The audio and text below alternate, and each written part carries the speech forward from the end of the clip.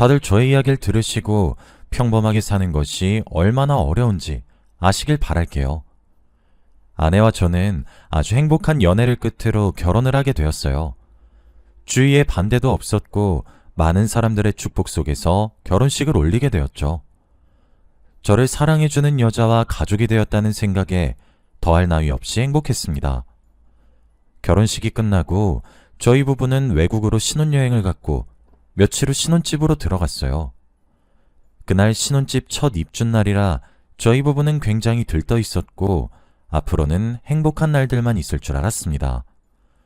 저희 둘 다 여행을 갔다 오느라 짐 정리하느라 바빴고 정신없이 하루를 보내고 있었어요. 그런데 그때 저희 집으로 퀵이 왔습니다.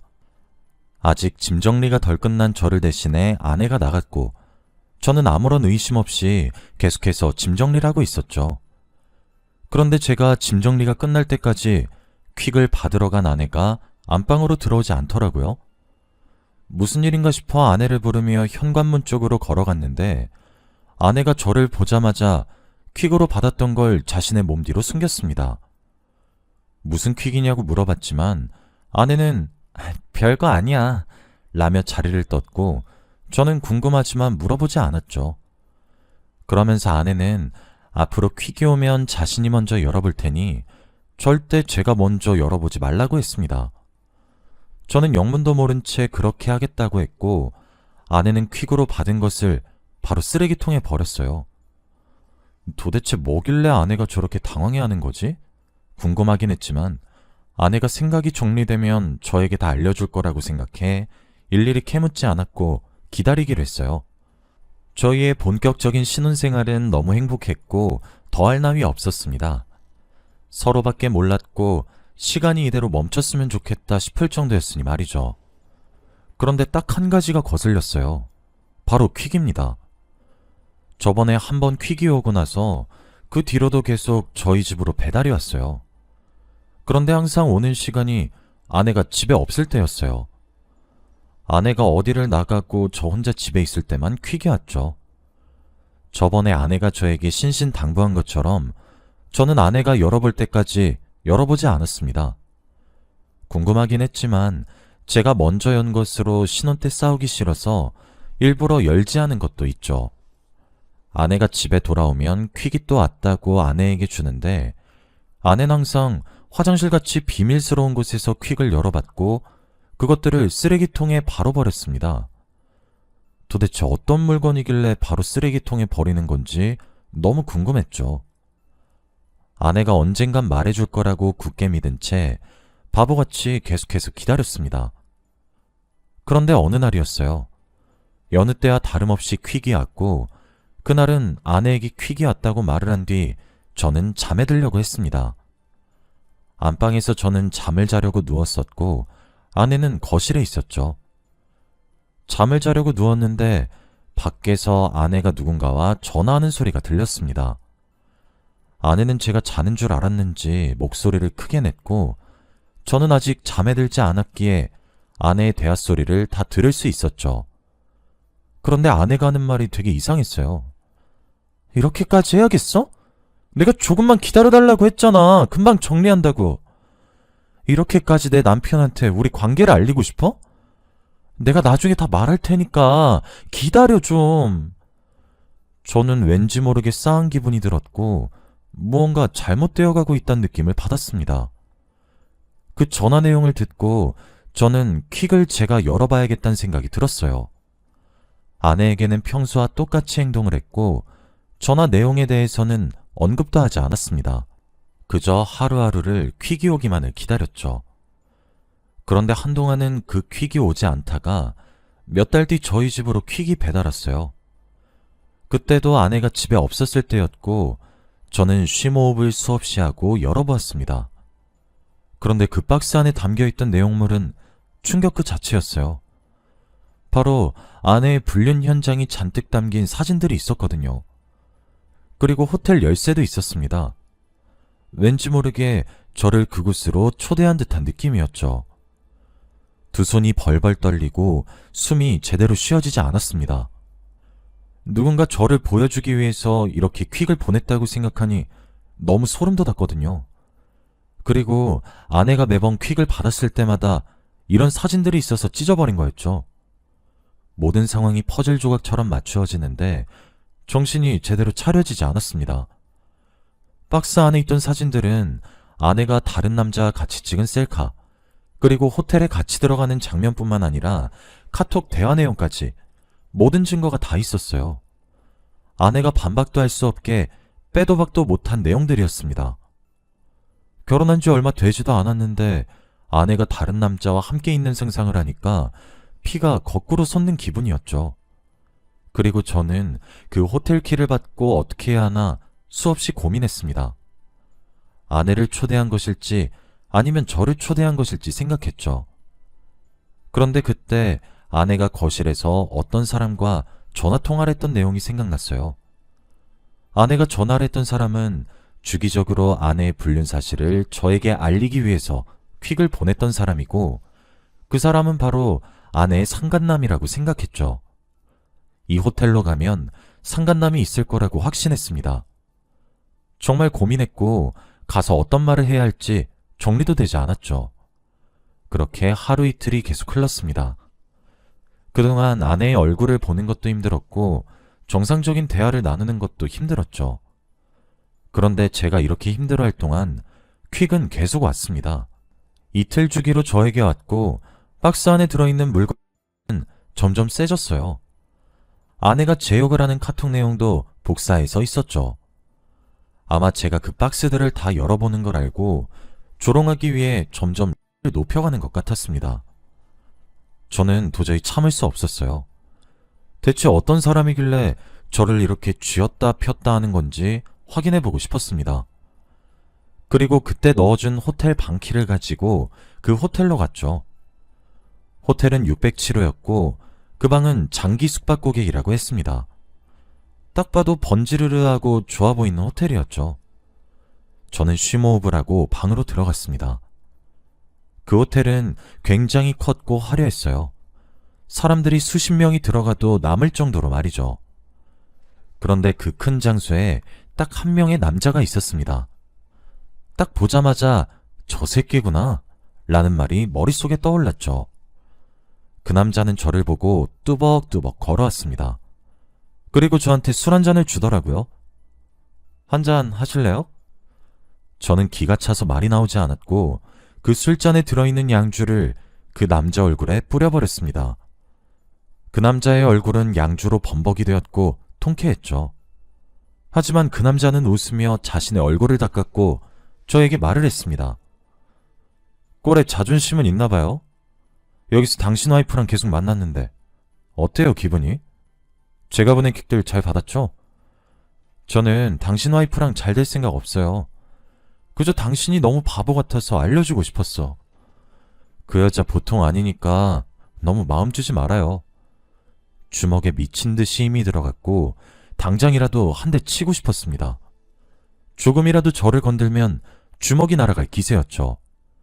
그런데 그때 그 방의 문이 열렸습니다. 그리고 누군가 들어왔죠.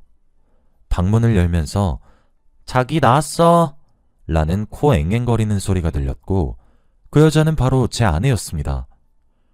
저와 아내는 눈이 마주쳐서 둘 다 기겁을 했고 상간남은 TV라도 보는 듯이 배꼽을 잡고 웃고 있었어요. 아내는 여보 라며 제 앞으로 와서 무릎을 꿇고 싹싹 빌었습니다. 자신이 다 잘못했다며 제발 한 번만 봐달라고 말이죠.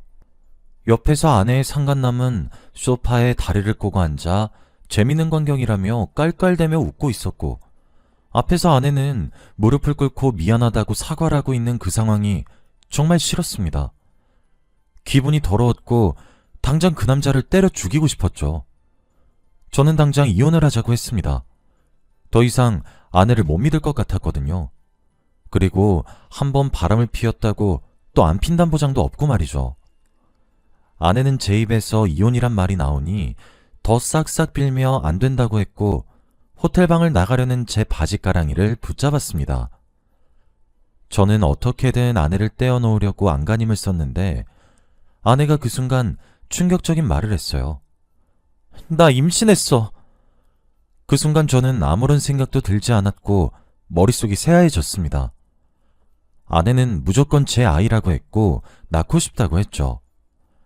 아이 때문이라도 이혼만은 안 된다며 제발 한 번만 기회를 달라고 애원했습니다. 저는 그 뒤로 함부로 이혼이란 이야기를 꺼낼 수 없었어요. 정말 바보 같지만 이혼을 보류하기로 했습니다. 아내가 제 아이라고 확신을 하니 가차없이 떠날 수도 없는 노릇이었거든요.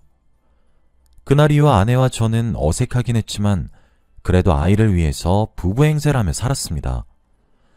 아내는 그 상간남과 관계가 끝났다고 했고 가정에 충실하게 살 거라고 약속했어요. 다시는 저를 실망시키지 않겠다고 하면서 말이죠. 저는 아내의 말을 완전히 믿진 않았지만 그래도 기회는 주려고 했습니다. 아내를 사랑하지는 않지만 그래도 아이만 태어나면 미운정으로라도 살아갈 순 있을 정도였죠. 그렇게 몇 달 동안 아내와 함께 뱃속에 있는 아이만 기다리면서 살았어요.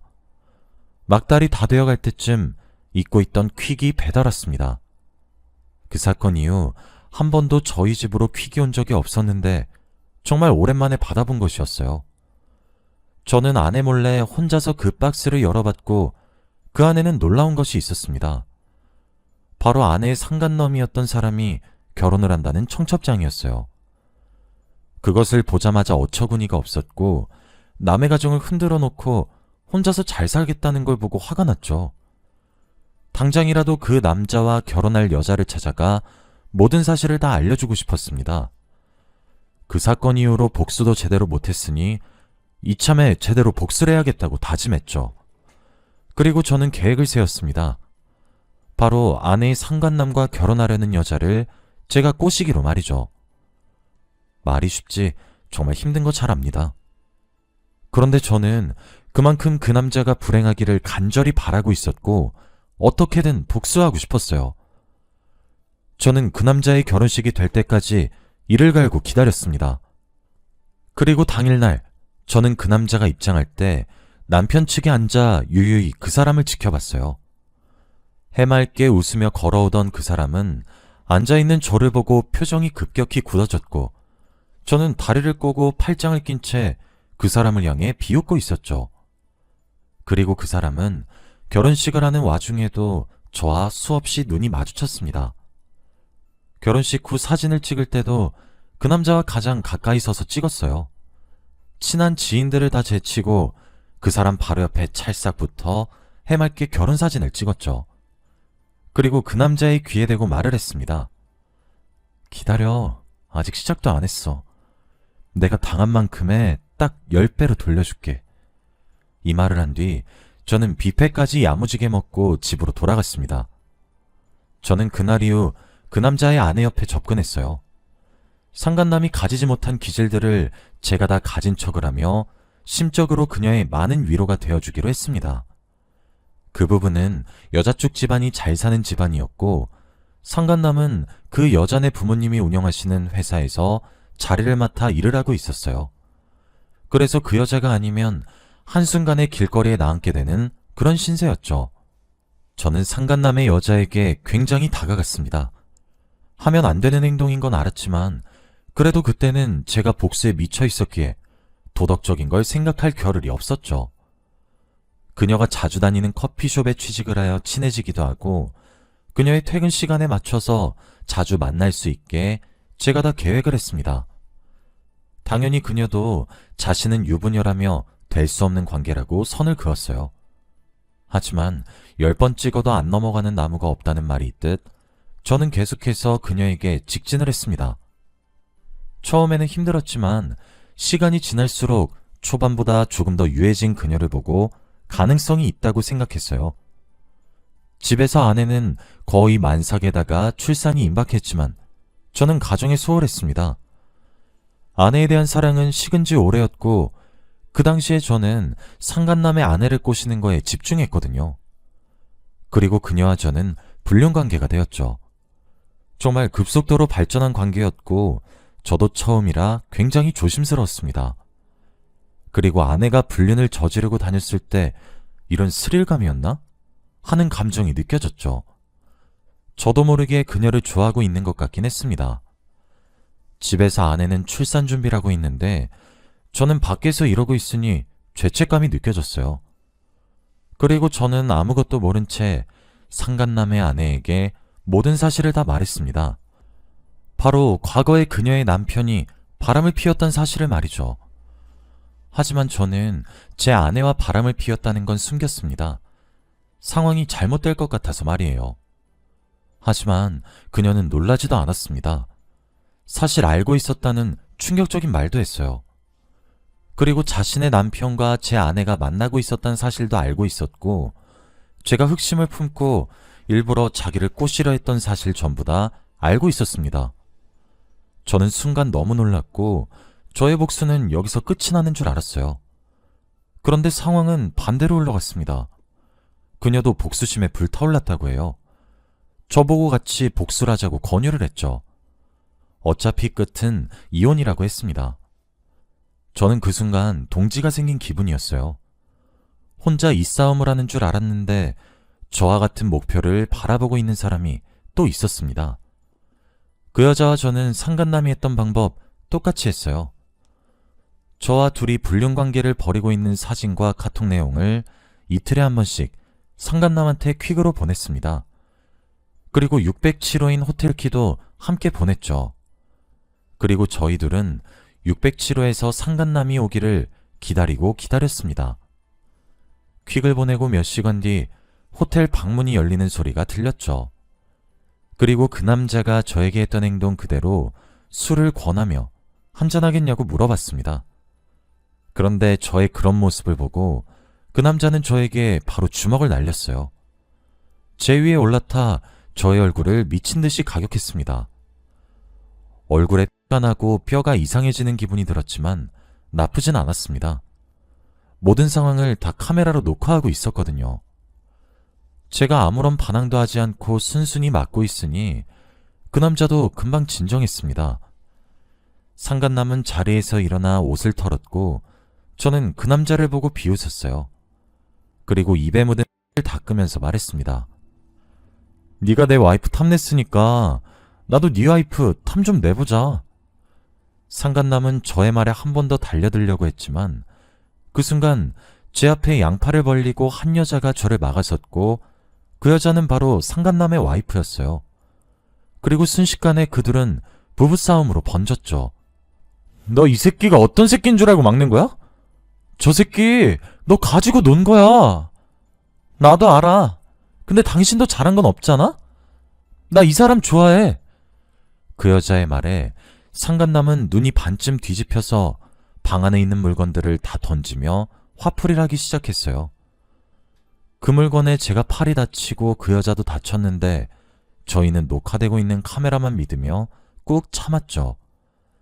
그 남자는 온갖 꾀성을 지르며 물건을 이리저리 던져댔고 결국 던질 물건이 더 이상 없어지고 나서 상황이 끝났습니다.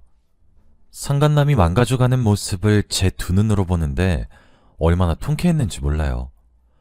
그 사람이 불행해하니까 저는 너무 행복했습니다. 그리고 상황이 끝나기 전 누군가 너무 소란스러워서 경찰에 신고를 했는지 경찰이 와서 상간남을 연행해갔고 저와 그 여자는 상처를 치료하러 병원으로 이송되었죠.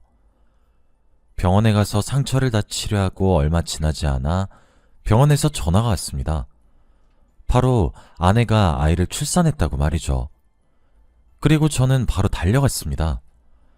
정말 우리 아기면 태어난 순간도 못 본 아빠는 최악이니 말이죠.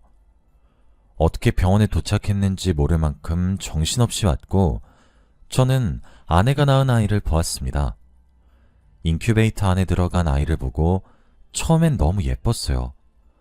그런데 얼마 지나지 않아 충격적인 장면을 보고 말았습니다. 바로 아이의 혈액형이었어요. 저와 아내에게서 나올 수 없는 혈액형이 나왔습니다. 저와 아내는 둘 다 A형인데 B형이 나왔거든요. 그 순간 저는 망연자실하고 말았습니다. 솔직히 아내가 임신을 했다는 말에 기대는 하지 않았어요. 당연히 상간남과 아내 사이에서 생긴 아이라고 생각했죠. 하지만 아내가 너무 절실하게 저를 붙잡았고 제 아이라고 확신했기 때문에 조금이라도 믿어보려고 했습니다. 그런데 아내는 또 저한테 거짓말한 거였어요. 아내가 낳은 아이는 상간남의 아이였던 겁니다. 저는 터벅터벅 산부인과를 나갔어요. 아내에게 화를 낼 힘조차 없었습니다. 그리고 무념무상의 상태로 그들을 고소하기로 했어요. 저의 전 재산을 다 털어서 이혼소송과 상간남 소송을 했습니다. 예전에 퀵으로 보내주었던 증거들 덕분에 수월하게 소송을 할 수 있었습니다. 자기 무덤 자기가 판격이네요. 저도 이혼하고 상간남도 이혼했다고 합니다. 상간남은 여자 쪽 집안에서 일을 하고 있던 거라 바로 잘리고 백수가 되었어요. 제가 위자료를 엄청나게 높게 불렀는데 상간남은 무직자라 돈을 다 갚을 수 없었습니다. 평생 저에게 위자료만 갚다가 세금을 마감해야 할 정도였죠. 전 와이프는 저에게 계속해서 연락이 오고 다시 만나자는 말도 안 되는 말을 하지만 저는 대꾸도 하지 않아요. 사람 같지도 않은 행동을 한 두 사람한테 최고의 복수를 했다고 생각합니다. 지금 생각해도 너무 통쾌하고 후회 없어요. 제발 죄 짓고 살지 맙시다.